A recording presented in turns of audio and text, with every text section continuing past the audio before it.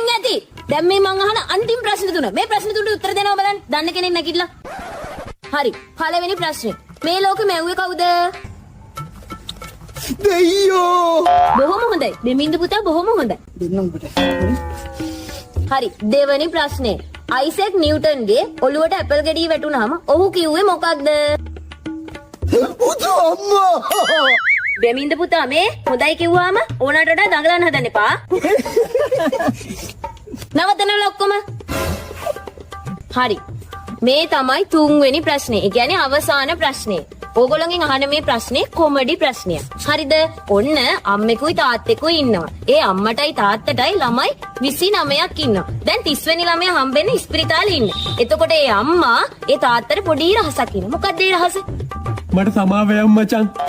හරි. දන්න කෙනෙක් ඉන්නවනම් අත උස්සලා කියන්න ඕනේ. තෝකෙන් ආයි මට ඇන්නොත් ඔගේ ඔක හදලා මං කපලා විසික් කරලා දා. පාරෙන් ඉවතට යයි දෝ මම නම් අහකට විසිරෙයි දෝ දැන් හදවත පුපුරයි තරහින් සෙනෙහස අතු ඈගෙන්